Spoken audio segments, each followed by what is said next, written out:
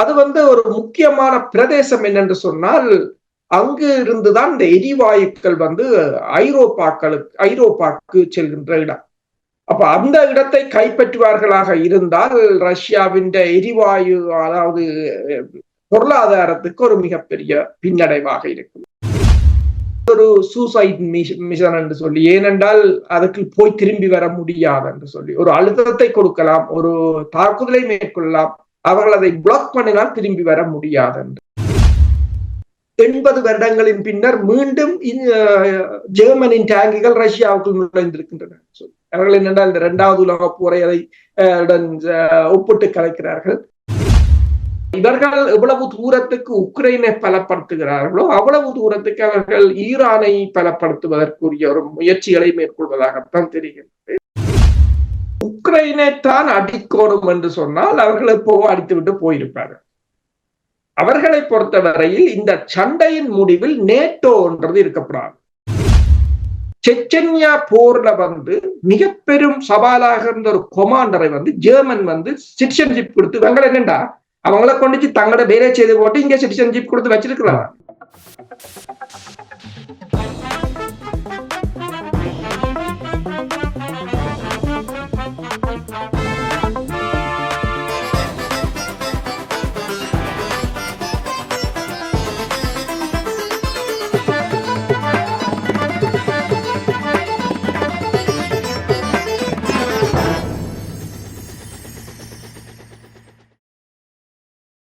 உயிரோடை தமிழோடு இணைந்திருக்கிறீர்கள். ILC தமிழ் உயிரோடை தமிழில் அன்பர்களே, அரசியல் களம்.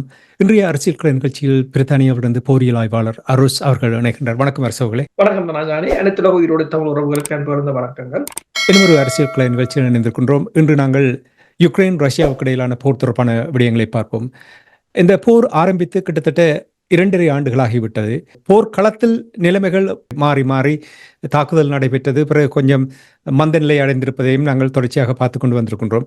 ஆனால் கடந்த சில நாட்களுக்கு முன்னதாக யுக்ரைன் பாரிய ஒரு தாக்குதலை நடத்தி இருக்கின்றது. மேற்கு ரஷ்யா பகுதியில் குர்ஸ்க் என்ற பிராந்தியத்தில் உக்ரைன் எல்லை தாண்டி ஒரு தாக்குதலை நடத்தி இருக்கின்றது. இந்த தாக்குதல் தொடர்பாக எவ்வாறு இதை தயார்படுத்தினார்கள், எவ்வாறு ரஷ்யாவுக்குள் ஊடுருவினார்கள் என்ற விடயத்தை எங்களுடைய உறவுகளுக்கு கூறுங்கள். உக்ரைன் ஒரு ஊடரப்பு தாக்குதல் என்று கூறலாம். கிட்டத்தட்ட 1000 ரஷ்யாண்ட தகவல்களின்படி 1000க்கு மேற்பட்ட படையினர், 100க்கும் மேற்பட்ட கவச வாகனங்கள், டேங்குகள் சகிதம் குரூக்ஸ் பகுதியின் ஊடாக, இது கிட்டத்தட்ட அந்த சுமி பகுதிக்கு அந்த பகுதியோடு இருக்கிற எல்லைகளின் ஊடாக ஒரு முன்னகர்வை மேற்கொண்டிருக்கிறார். இப்ப ரஷ்யாவுக்கும் உக்ரைனுக்கும் இடையில இப்போது அந்த கான்டாக்ட் பாயிண்ட்ஸ் சொல்றது, அந்த தாக்குதல் எல்லை கிட்டத்தட்ட 1200 மைல் கிலோமீட்டர். அவ்வளவுத்தையும் இவர்கள் பலமாக வைத்திருக்க முடியாது. அப்ப அது ஒரு காட் படையினர் தான் அல்லது எல்லை காவல் படையினர் தான் அதில் இருப்பார்கள். அப்ப அவர்கள் ஒன்று பலவீனமான பகுதியை பார்த்து நுழைந்திருக்கிறார்கள். முன்னரும் உங்களுக்கு தெரியும், பெல்க்ரூட் பகுதியின் ஊடாக முன்னகர்ந்திருந்தார்கள். பிறகு அது மிக பெரும் கடும் சமரின் பின்னர் அங்கிருந்து அந்த பகுதியை ரஷ்யா கைப்பற்றியிருந்தது. இப்ப இந்த முறை மிக பெருமடுப்பில் செய்திருக்கிறார்கள். உண்மையில் இது ரஷ்யாவின் ஒரு புலனாய்வுத்துறையின் தோல்வியாகத்தான் பார்க்கலாம். ஏனென்றால் அந்த எல்லை பகுதியில் படையினரை குவித்ததை அல்லது படையினரின் செறிவாக்கத்தையோ ஆயுதங்களை கொண்டு ஆயுதங்களை நகர்த்தியதையோ இவர்கள் அறியவில்லை. அதை தடுப்பதற்கான தாக்குதல்களை நடத்தவில்லை என்றது ஒரு புறம் இருக்க. அடுத்ததாக இது தொடர்பாக தகவல்கள் கிடைத்தாலும் ரஷ்யா அதிகாரிகள் அதனை அதனை புறக்கணித்ததாகவும் ஒரு தகவல்கள் இருக்கின்றன. கிட்டத்தட்ட ரஷ்யாவின் எல்லை பகுதியிலிருந்து 14 கிலோமீட்டருக்கு முன்னகர்ந்திருக்கிறார்கள்.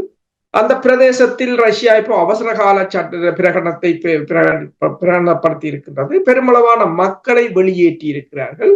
ரஷ்ய படையினர் தொடர்ச்சியாக சமர்களில் ஈடுபட்டு கொண்டிருக்கிறார்கள். அது ஒரு முக்கியமான பிரதேசம் என்னென்று சொன்னால், அங்கு இருந்துதான் இந்த எரிவாயுக்கள் ஐரோப்பாக்கு செல்கின்ற இடம். அப்ப அந்த இடத்தை கைப்பற்றுவார்களாக இருந்தால் ரஷ்யாவின் எரிவாயு அதாவது பொருளாதாரத்துக்கு ஒரு மிகப்பெரிய பின்னடைவாக இருக்கும். அது மட்டுமல்லாது அதற்கு அங்கால் பார்த்தீர்கள் என்று சொன்னால் ஒரு மிகப்பெரிய அணு உலையும் இருக்கு. அப்ப எனவே ரஷ்யா தரப்பை பொறுத்தவரை இப்போது கூறுகிறார்கள் அந்த முன்னகர்வை நிறுத்திவிட்டோம் என்று சொல்லியும், ஆனால் கிட்டத்தட்ட 3 நாட்களாக சண்டை தொடர்ந்து கொண்டிருக்கின்றது. மிக பெரிய பிரதேசம். ரஷ்ய படையினர் வான்படை விமானங்கள் மூலமும் ட்ரோன்கள் மூலமும் தாக்கிக் கொண்டிருக்கிறார்கள். ரஷ்யாவின் உதவிப்படை விரிந்த உதவிப்படையினரையும் அமெரிக்காவின் ஹிமாஸ் ஏவுகணைகள் மூலம் தாக்கியதில் இவர்கள உதவிக்கு சென்றது கிட்டத்தட்ட 10 ட்ரக் என்று நினைக்கிறேன். அதில் உக்ரைன் தாக்குதலில் சிக்கிவிட்டதாகத்தான் தெரிகின்றது. பூட்டினை பொறுத்தவரையில் புட்டின் கூறியிருக்கிறார் ஒரு தங்களை ஒரு சீண்டுகின்ற நடவடிக்கை என்று கூறியிருக்கிறார். ஆனால் புகைப்படங்களை பார்க்கும்போது உக்ரைன் தளபதி முப்படைகளின் தளபதி அண்மையில் மாற்றப்பட்டிருந்த சலுஸ்னியை தூக்கிவிட்டு போட்டிருந்தார்கள் புதியவரை. அவரும் அந்த களத்தில் நிற்பதாகத்தான் தெரிகின்றது. சில ஊடகங்கள் இதனை கூறுகின்றது ஒரு சூசைட் மிஷன் என்று சொல்லி, ஏனென்றால் அதுக்கு போய் திரும்பி வர முடியாது என்று சொல்லி ஒரு அழுத்தத்தை கொடுக்கலாம், ஒரு தாக்குதலை மேற்கொள்ளலாம், அவர்கள் அதை பிளாக் பண்ணினால் திரும்பி வர முடியாது என்று. அவர்கள் என்ன செய்கிறார்கள் என்று சொன்னால், இந்த 1000 படையினர் உள்ளுக்கு சென்றவர்களுக்கு பின்னிருந்து உதவிகள் செல்லாமல் இருப்பதற்கு சுமித் பகுதி மீது கிட்டத்தட்ட 500 கிலோ குண்டுகளை பெருமளவில் வீசியிருக்கிறார்கள். என்னென்று சொன்னால் பின் தளங்களை ரியபேஸ் என்று சொல்றது, அதை தகர்த்தளிப்பது போலதான் தெரிகின்றது. தொடர்ந்து வராமல் இருப்பதற்காக அவர்களுக்கு உதவி கிடைக்காமல் இருப்பதற்கு ரஷ்ய தரப்புக்கும் பெருமளவான இழப்புகள் ஏற்பட்டிருப்பதாகத்தான் தெரிகின்றது. இப்ப ரஷ்யாவின் தகவல்களின்படி, அதாவது வெள்ளிக்கிழமை கிடைக்கப்பெற்ற தகவல்களின் அடிப்படையில் கிட்டத்தட்ட 945 உக்ரைன் படையினர் கொல்லப்பட்டதாகவும் 100க்கும் மேற்பட்ட கவச வாகனங்கள், அதில் கிட்டத்தட்ட 20க்கும் மேற்பட்ட டேங்குகள் உட்பட அளிக்கப்பட்டதாகவும் பெருமளவானவர் சரணடைந்திருப்பதாக கூறப்படுகின்றது.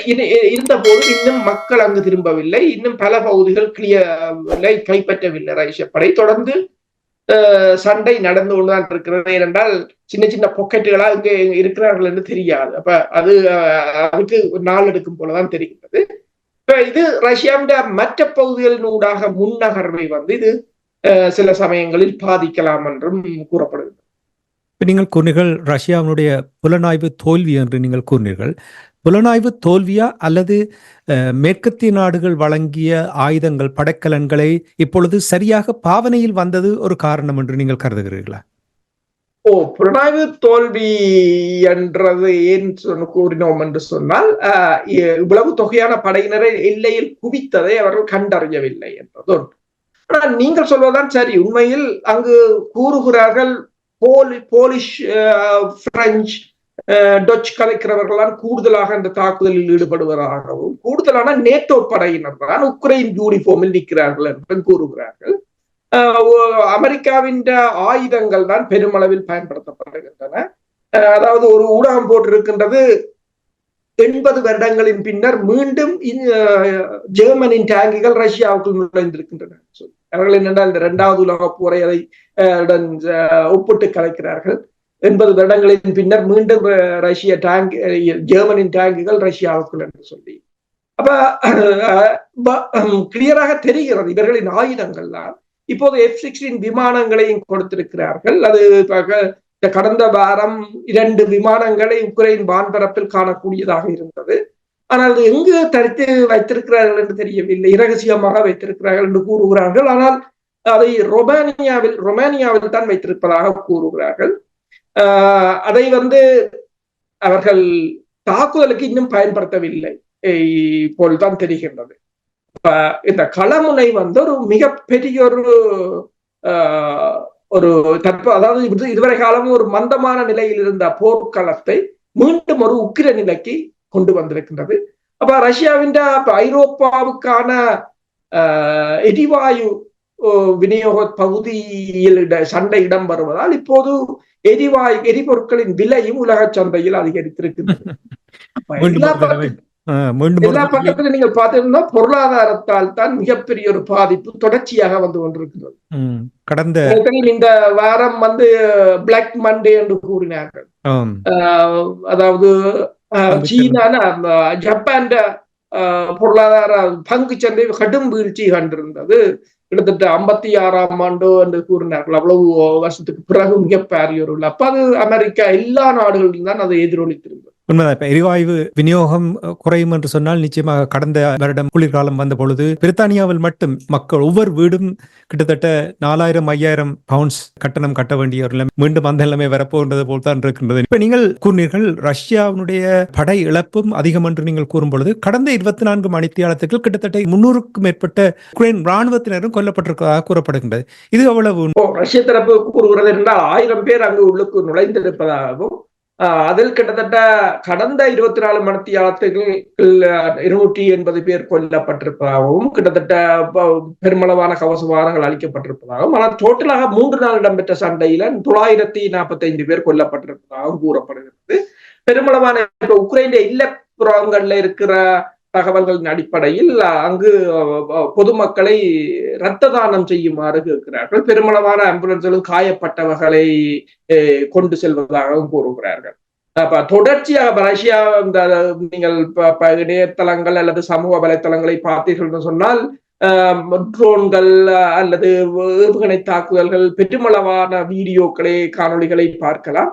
அதே போல ராய்ட்டர் இந்த ரஷ்யாவின் கொன்வாய் அதாவது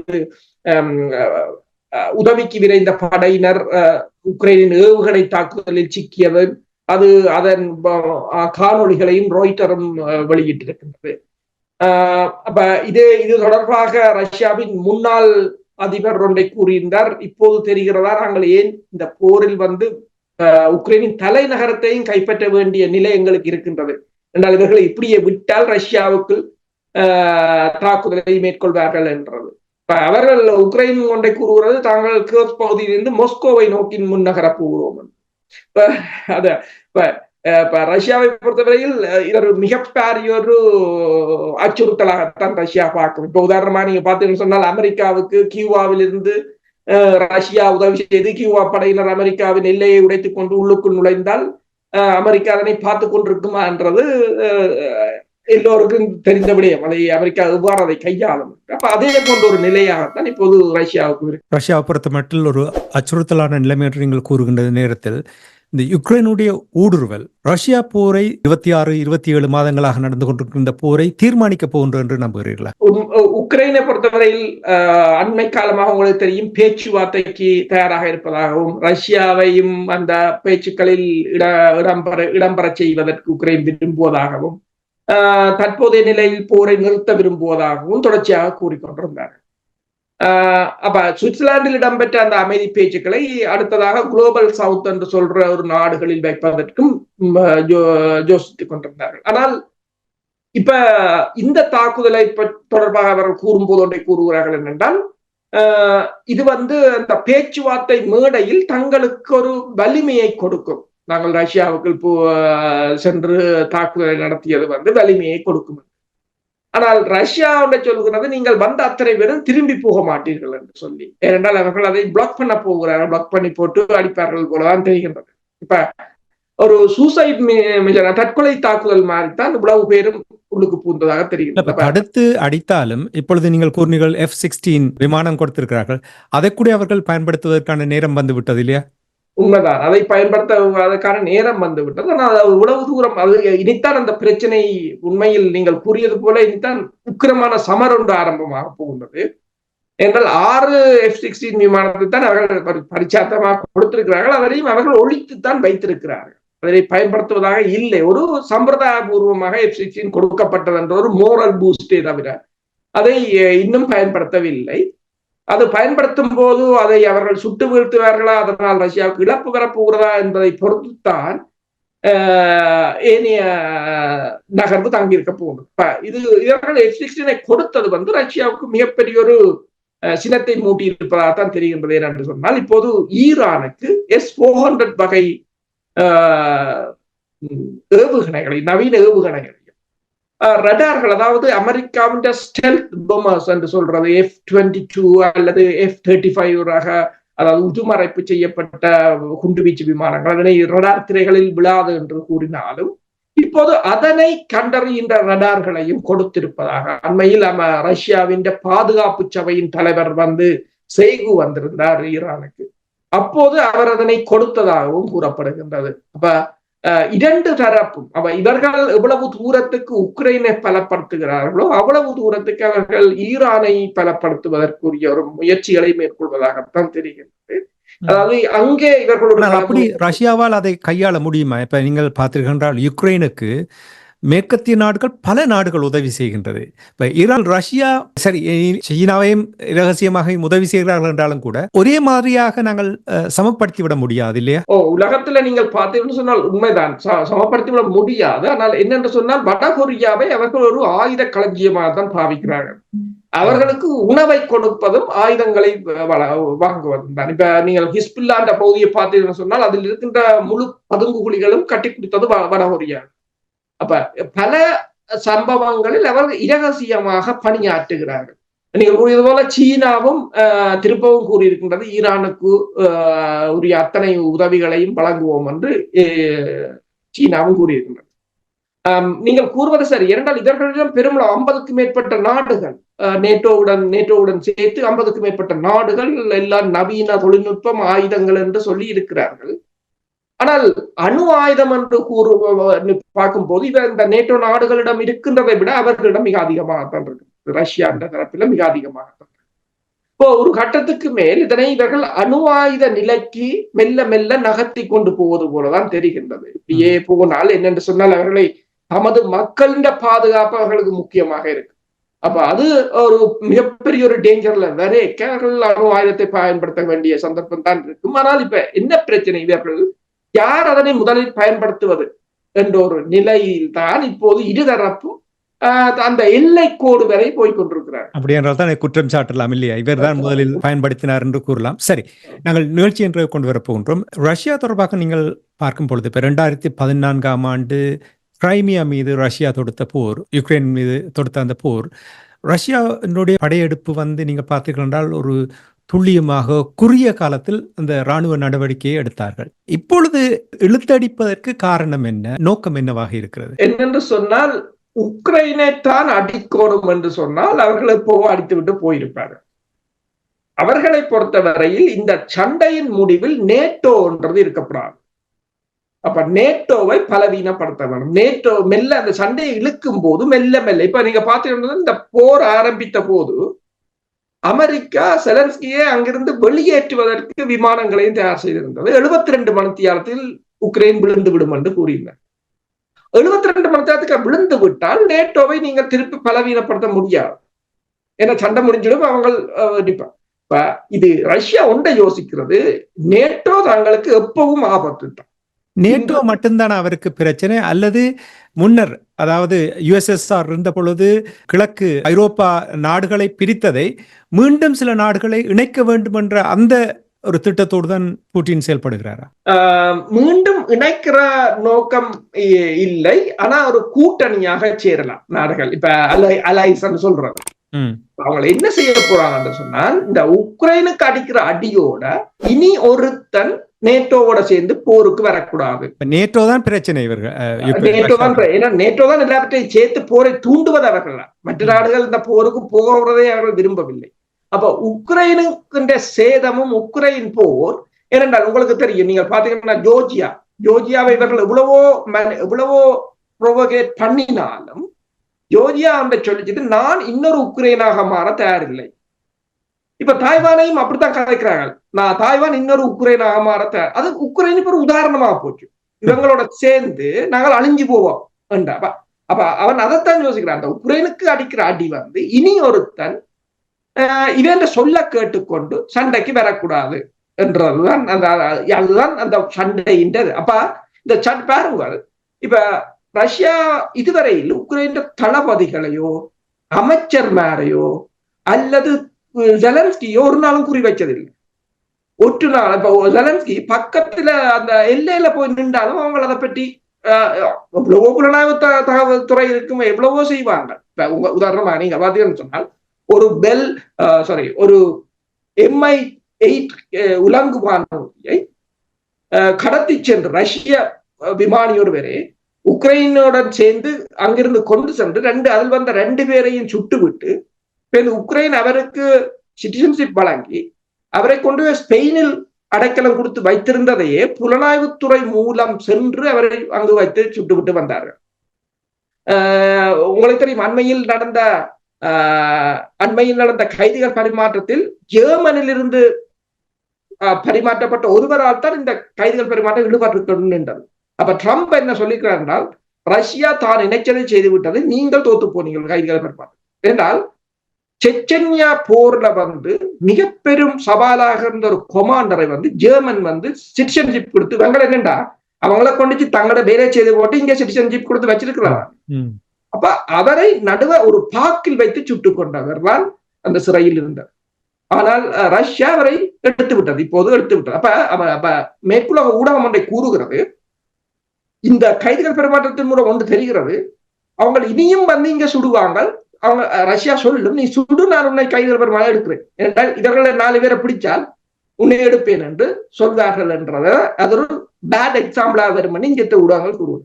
நான் என்ன இதை கூறுவேன், இவ்வாறு செய்கிறவங்களுக்கு அல்லது அமைச்சர் நீங்க பாருங்க, ஒருத்தரையும் தொடரல, இதுவரையில் எந்த ஒரு பிரச்சனையும் அவர்களுக்கு இல்லை. அப்ப ஒரு இந்த உள்நோக்கம் அவங்களுக்கு, இந்த உக்ரைன் ஒரு ஆடுகளம் 2 தரப்பு, இந்த தரப்பு ஆடுகளம். இவர்களுக்கும் ஒன்று, இதை வைத்து ரஷ்யாவை எந்த விதத்திலும் அடிச்சு தரமட்டமாக்கி விட வேண்டும் என்றால், ரஷ்யா விழுந்தது என்று சொன்னால் அடுத்தது சீனாவை, இந்தியாவை இலகுவாக, சீனாதான் அடுத்த பெரிய பிரச்சனையாக இருக்கும். சீனா வந்து இந்தியா சரணடைஞ்சிடும், இந்தியாவுக்கு ஒன்றும் இல்லை, அதை பற்றி அவங்களுக்கு அது பிரச்சனை இல்லை. சிறப்பு. இன்றைய அரசியல் கலை நிகழ்ச்சியில் இணைந்து யுக்ரைன் ரஷ்யாவுக்கு இடையிலான போர் தொடர்பான விடயங்களை, அங்கே ஏற்பட்டிருக்கின்ற மாற்றங்கள், ஊடுருவல், தாக்குதல் தொடர்பான விடயங்களை உயிரோடை தமிழ் உறவுகளுக்கு எடுத்து வந்தமைக்காக அன்பர்கள் சார்பாக நன்றியை குறிக்கொண்டு மீண்டும் இன்னும் ஒரு அரசியல் கலை நிகழ்ச்சி இணைந்திருப்போம். அதுவரைக்கும் நன்றி, வணக்கம். அரசு நன்றி, வணக்கம்.